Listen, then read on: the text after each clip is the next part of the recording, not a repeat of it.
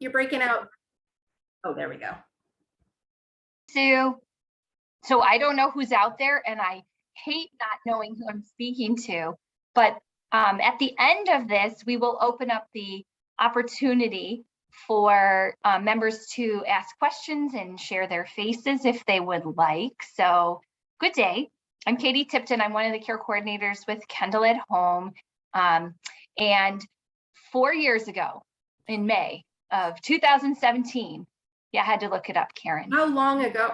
It felt like it was like last year. It was. Like in reality, this pandemic has made life fun. So we had Karen jump in at that time and pinch hit, and man, she has been somebody that has had numerous members and a wonderful effect. Even the staff, Karen, talk about the presentation and some of the little tidbits that you have given us. So Karen Connor is with University Hospitals. She has so many letters that I am just going to read them, and she can tell us PT, DPT, PRPC, and OCS.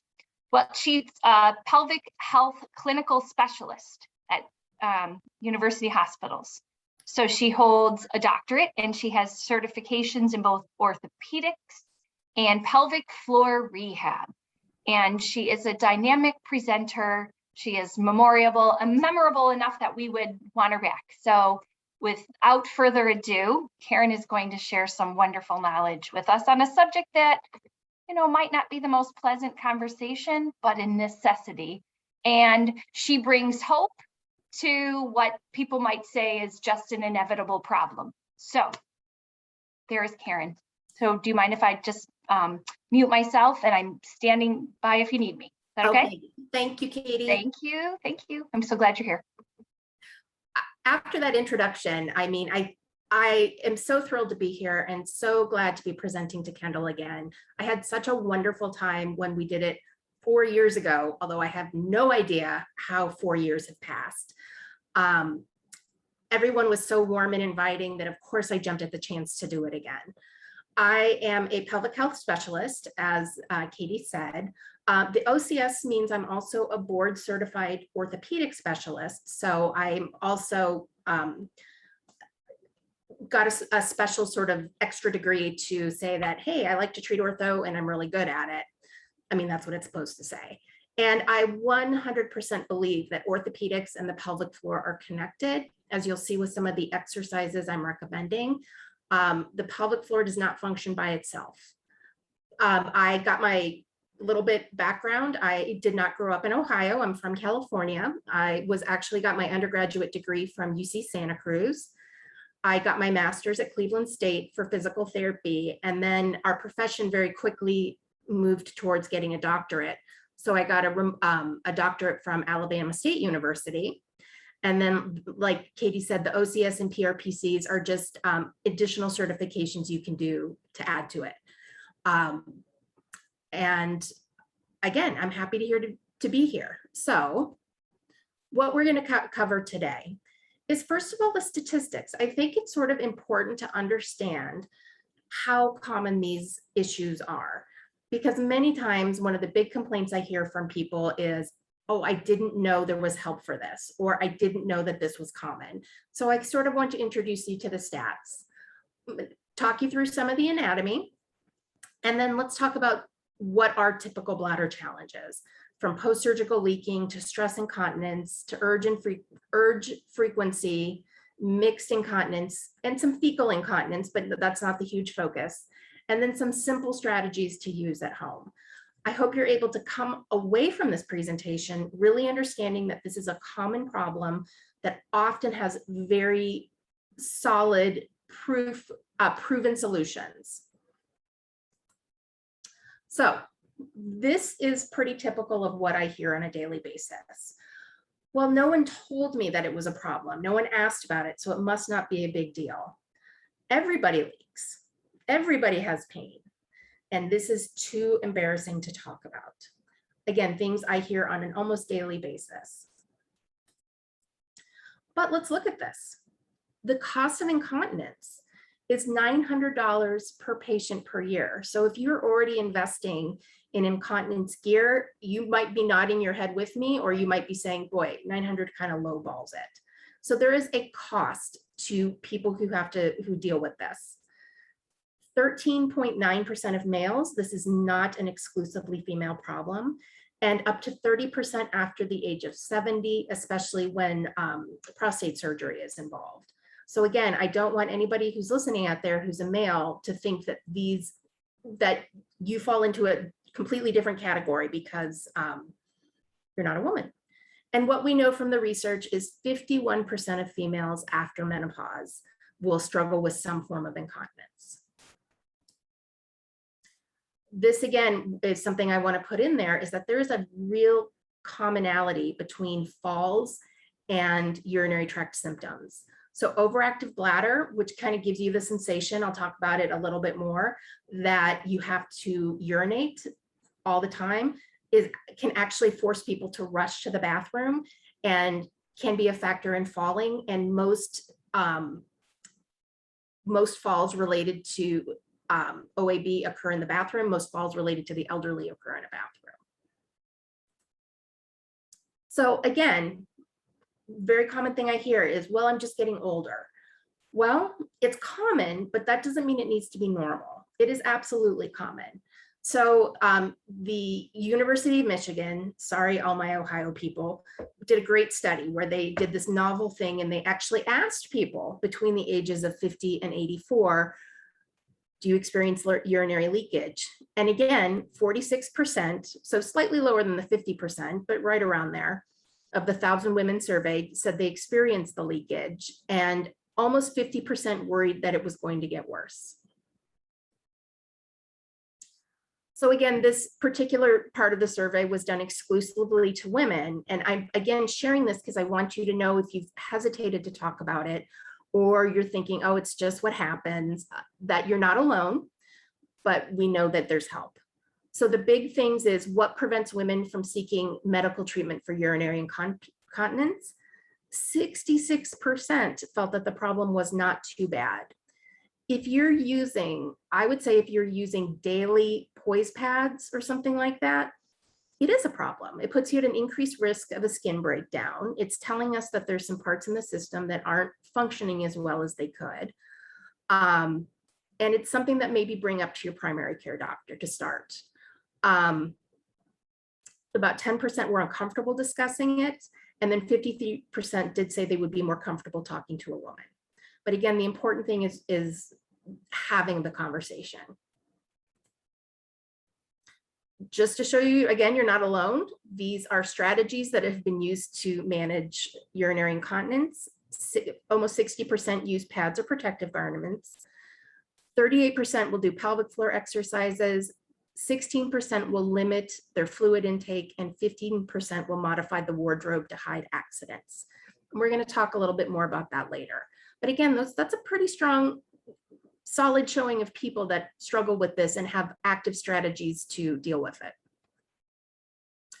So let's talk about it. Let's talk about the bladder. And the first one is a female bladder. And I'm not going to spend a lot of time here, except to note that there is muscle around the bladder called detrusor, that there's a sphincter towards the bottom, if you look towards the bottom of the screen. And then there's an arrow that says like levator ani muscle, perineal muscle. That's what supports the bladder. And again, a common thing through childbirth, hormone changes, aging, is those muscles get a little thinned out and they don't provide the same level of support without actively working on it.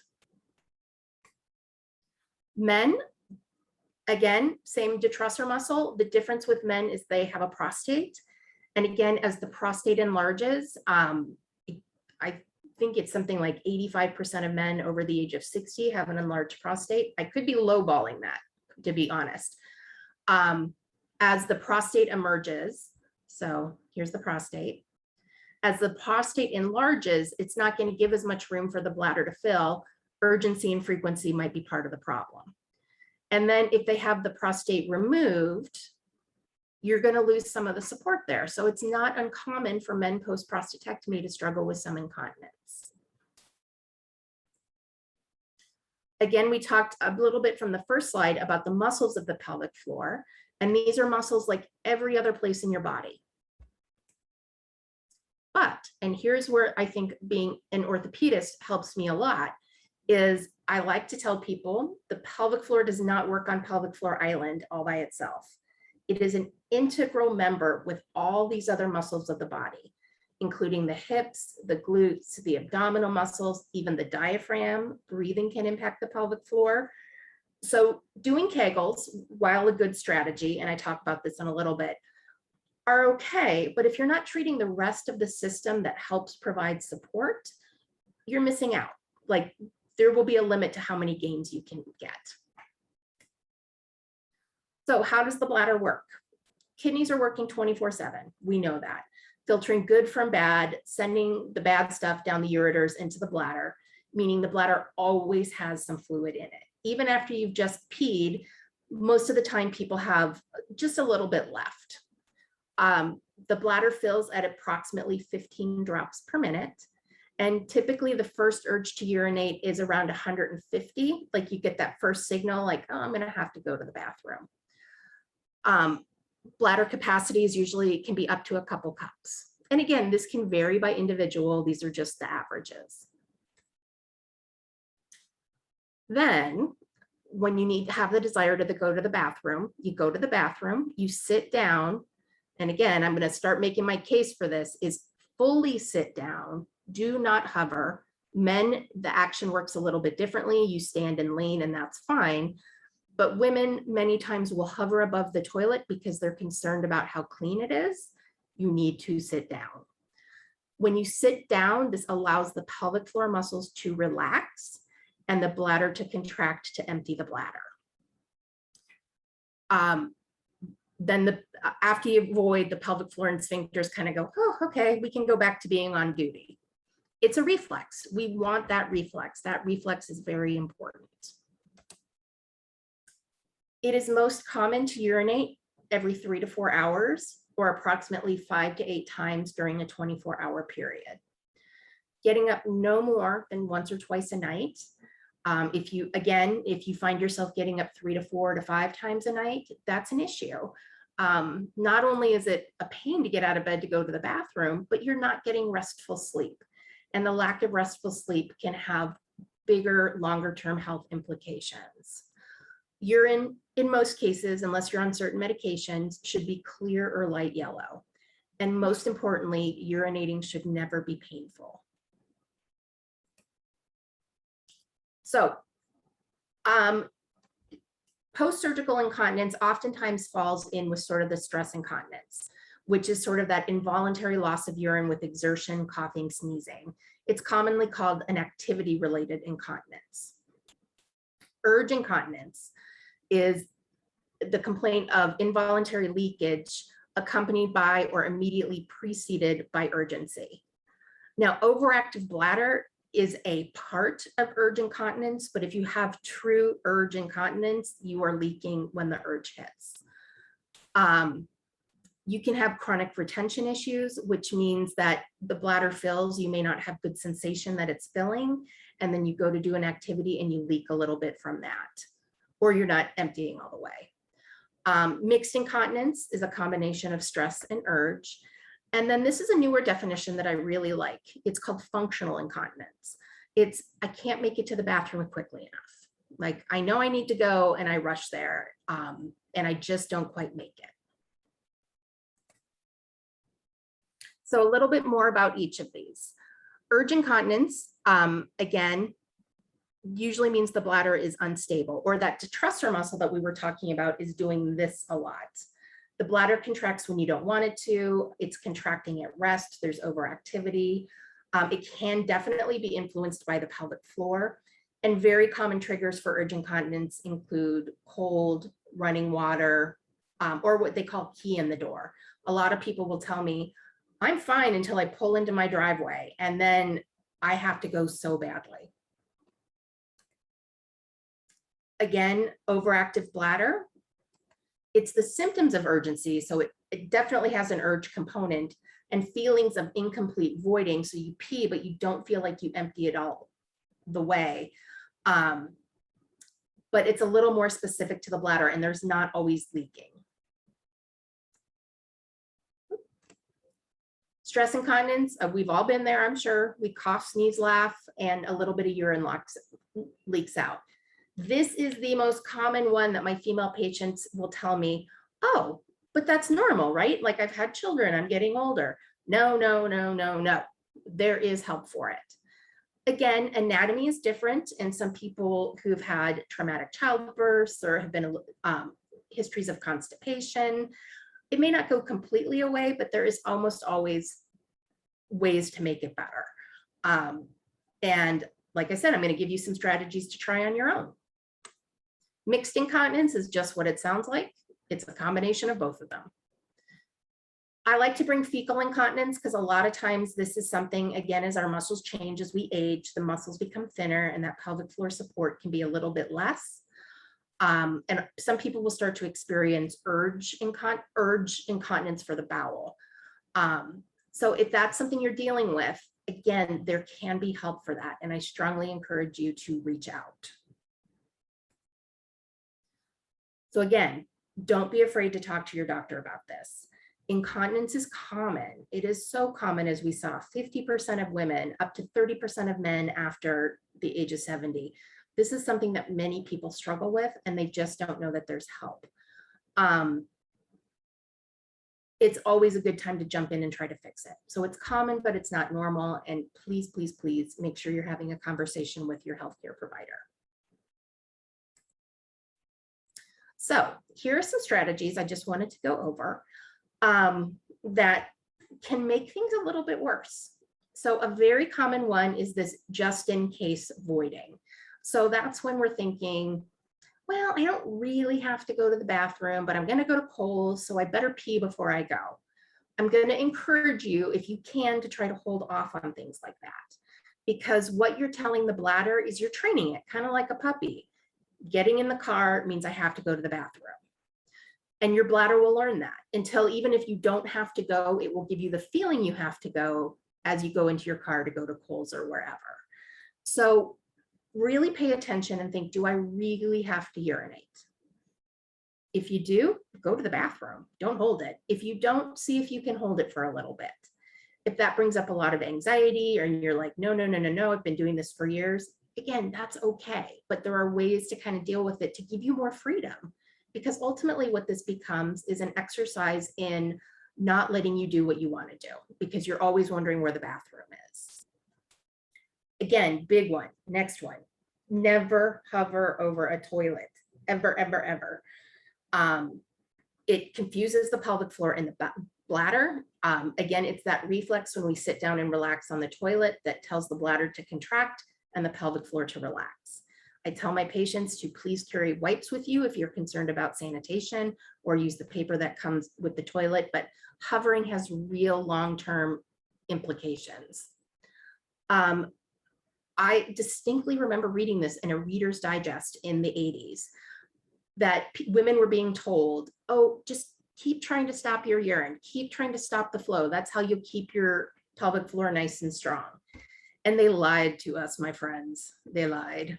It is a terrible thing to do, because again, sitting down and getting the pelvic floor to relax and the bladder to contract is a reflex. Our brain and our bladder have this whole deal worked out.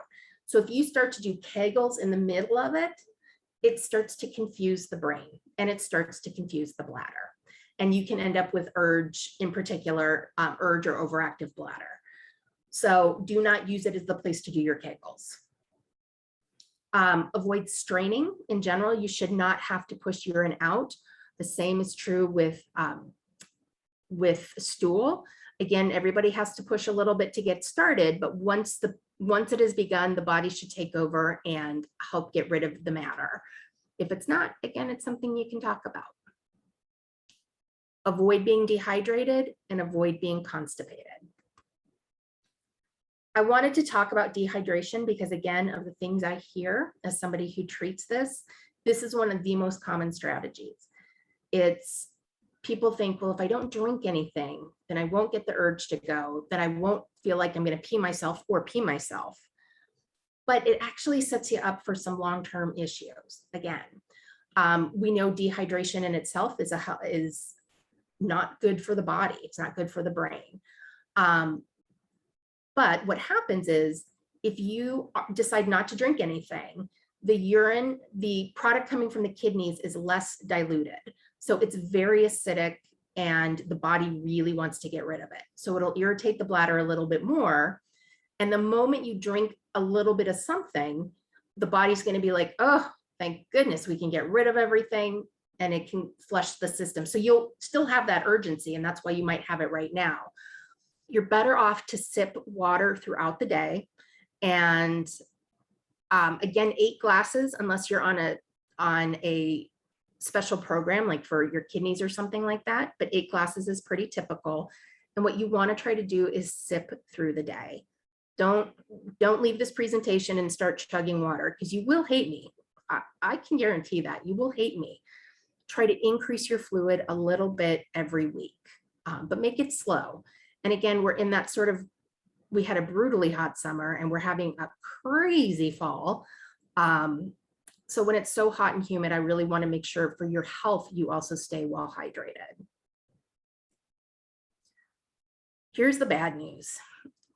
Fluids and foods can irritate the bladder. And again, they've done research on this to show there are certain foods that tend to trigger it more. So where this can come into play is, I'm going to use coffee because it makes me sad. But a lot of people will say, yeah, as soon as I have my first cup of coffee in the morning, I have to run to the bathroom. That means most likely the coffee is irritating the bladder. And if you're okay living with that, that's okay. You just have to be very well aware that you have some things that irritate the bladder, and don't plan a long road trip on that. Maybe don't have coffee if you're going to go out and meet with friends. Pick something that's not so irritating to the bladder.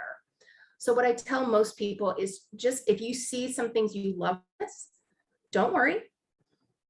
Just start to pay attention and see if the common irritants irritate you.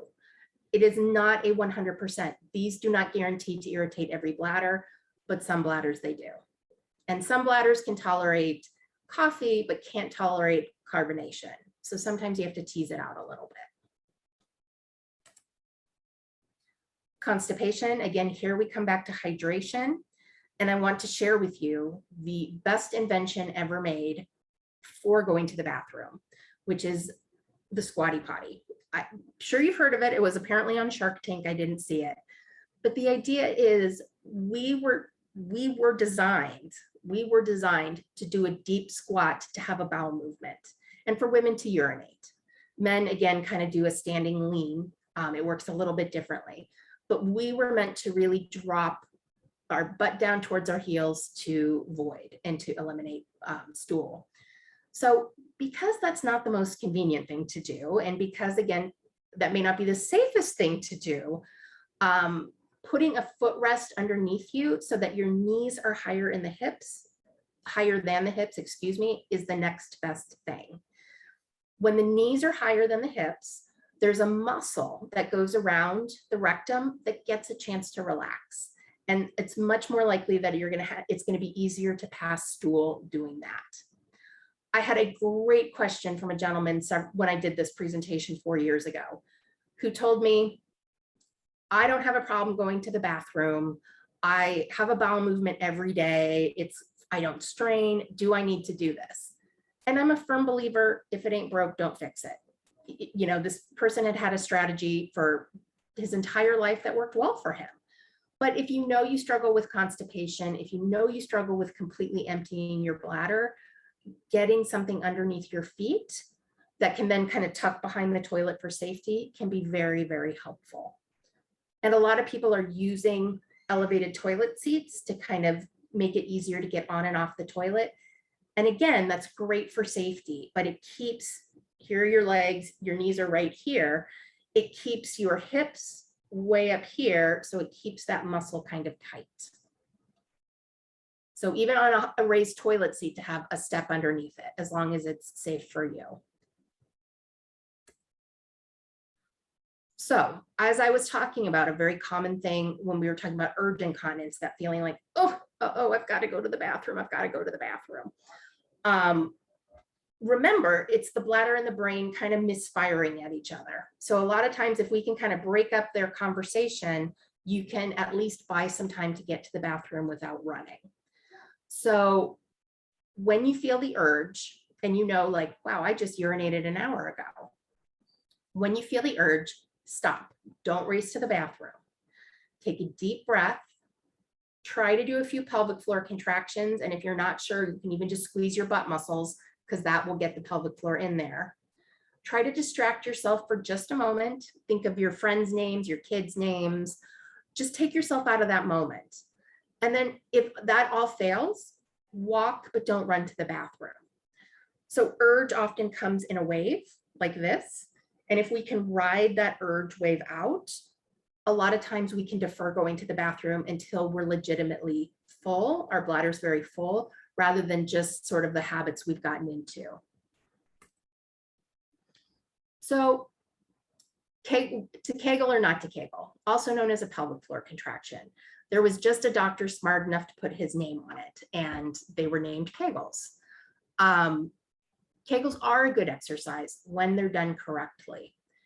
In one study, 23% of participants who thought they knew how to Kegel were doing it incorrectly. The pelvic floor, so you want to, if we're talking about it, you want to think about from the front of your pubic bone to the back where your tailbone is, there's that bowl of muscle. Oh, you know what? I have a model. Hold on.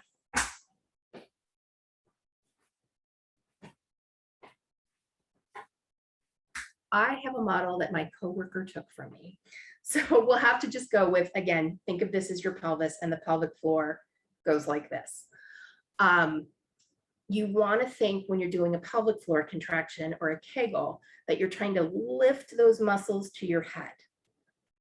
You're lifting them up. You should not be bearing down. You should be lifting up.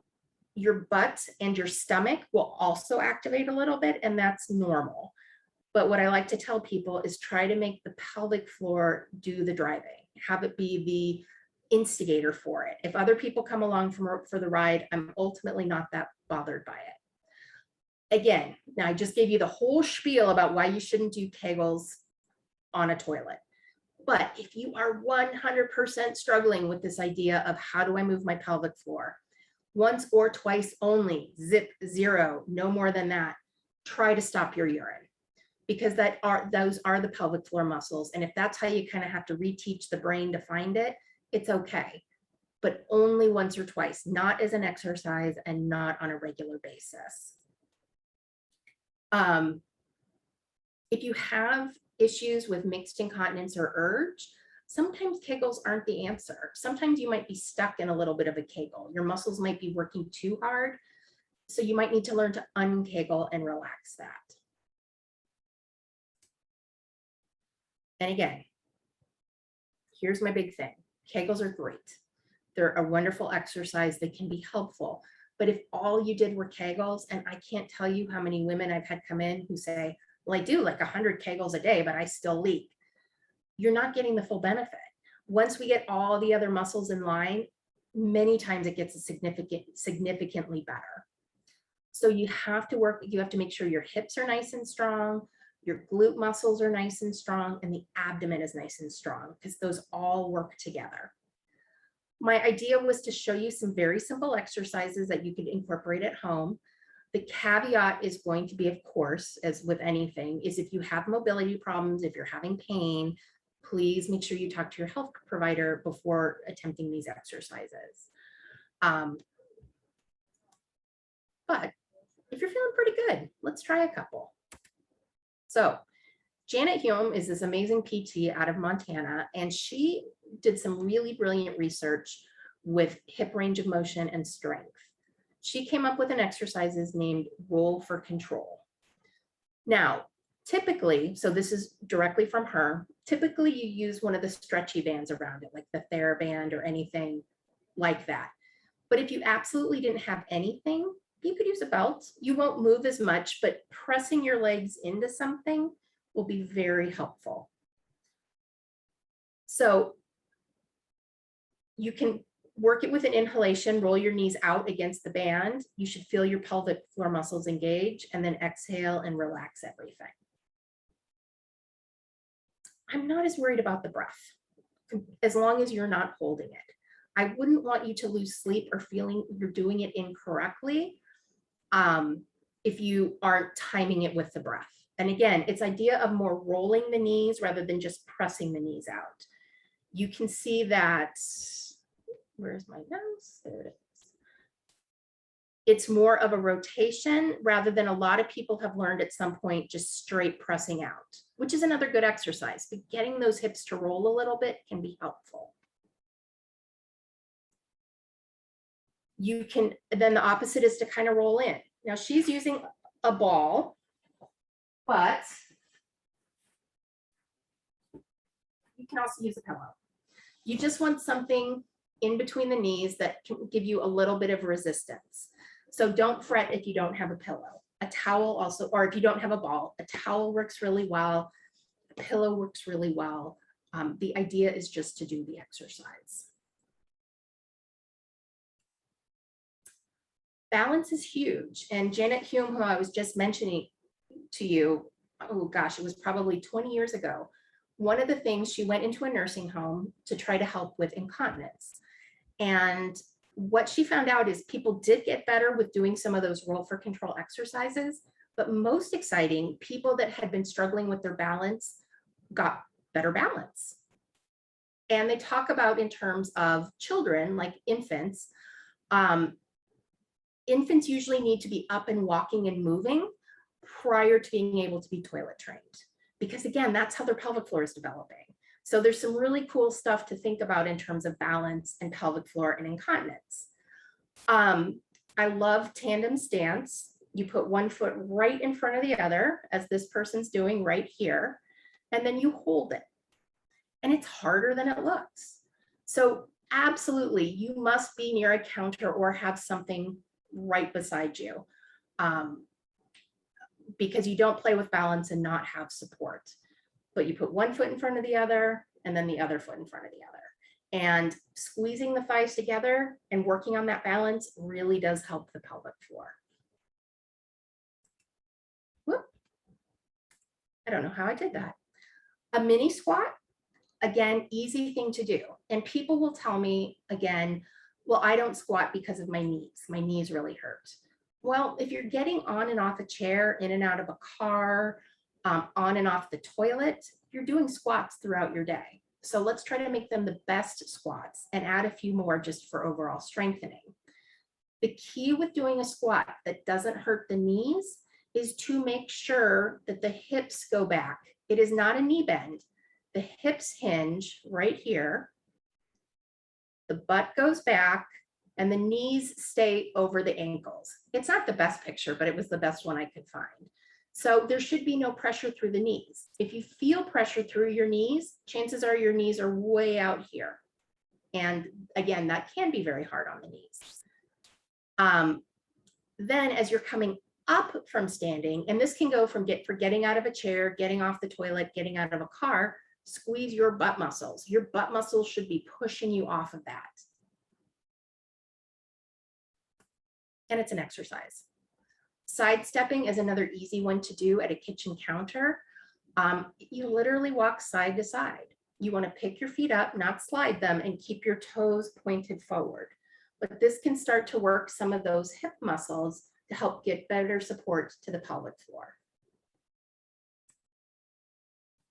In general, and I'm sure you guys have heard this a lot, I know I say it every day, I know I hear it every day, that it's important to stay active, to keep your cardiac health, your bone health, everything nice and healthy. We know the body loves movement, it loves activity. Sometimes the brain doesn't, but the body does. If you are experiencing any kind of incontinence, be it bladder incontinence or fecal incontinence, please don't be afraid to talk to your doctor about this. Incontinence is frequently very, very treatable. And I want you, that's what I'm hoping you take most from today, is to know that there's help. So with Medicare, you need, if you just were like, oh, Karen, I can't wait, when can we get started? You typically need to go to a doctor to get a referral for pelvic floor therapy. It is not coded any differently. If you were coming to me from neck pain, you'd see some of the same codes, but Medicare requires a doctor's referral. So you'd have to see a doctor first. If you're not sure you want to talk to your primary care about this, although I highly encourage it, or you're not getting the support you think you might need, our urology institute is very good. And I wrote the phone number there for you to help if you felt you wanted to speak with somebody about it. That's my presentation. And Katie, I wrote this down for you too, because I thought you would enjoy looking at some of the statistics. Thank you for coming to my mini TED Talk, and I would happily take any questions now.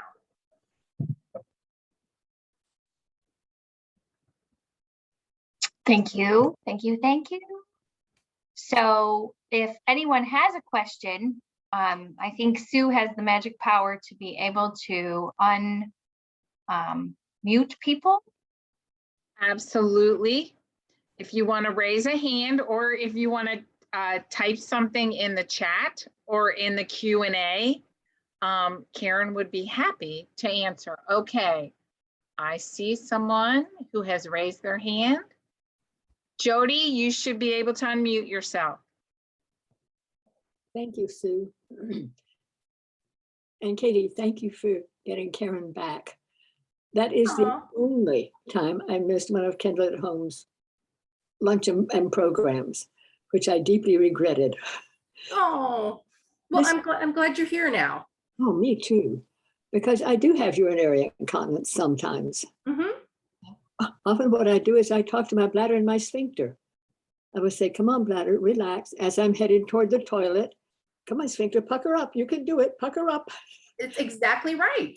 It really works quite well most of the time. Sometimes just as I'm about to sit down, there's some leakage, but this was very helpful. Thank you so much. Oh, good. And a lot of times that little bit of leakage is, again, things we can't help as women is we've lost estrogen, we've lost some of our collagen, and some urine can get trapped in there.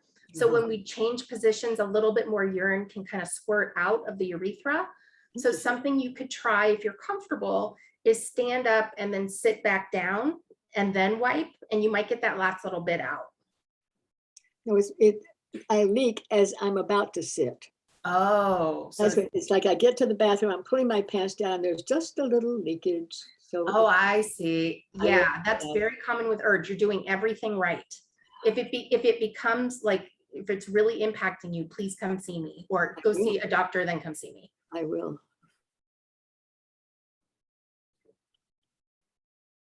Anybody else? So far, I do not see any other hands up, but wait, I have something in the chat. Just another thank you and great presentation also. Great feedback. Again, if you have a question, you can type it in the chat. That it should be at the bottom of your screen if you kind of hover over there, or question and answer. Or if you want to raise your hand, which also is an option there. The one thing that you said that made me laugh out loud was pelvic floor island, that it doesn't exist alone, that it incorporates with everything around it, like the muscles and everything. So that was very good. And key indoor is something that every human in my household seems to have. So with 2 bathrooms and 6 of us, it's sort of funny when we get home at the same time. It's like a fight for the, it's like the Hunger Games. Like who gets to the potty first. So that's a really good time to try that strategy of doing some deep breaths. Deep breaths, very good. Do some kegels, try to think about something else. And it's a game the whole family can play. We will play it today. Jody, you have another question. I see your hand raised. I do have, actually I have a plug. Thank you for mentioning the squatty potty. Oh, they're wonderful, aren't they? I have used one for years. It makes a huge difference. I know, right? It's one of those inventions that I wish I had thought of, you know. It comes out and you just sort of smack your forehead like a squatty potty. Especially when you really see how the bladder is held up by that muscle. And so you're trying to squeeze the stool out with the rectum in the wrong position. Yep. And it's very painful and it can contribute to constipation. Yes.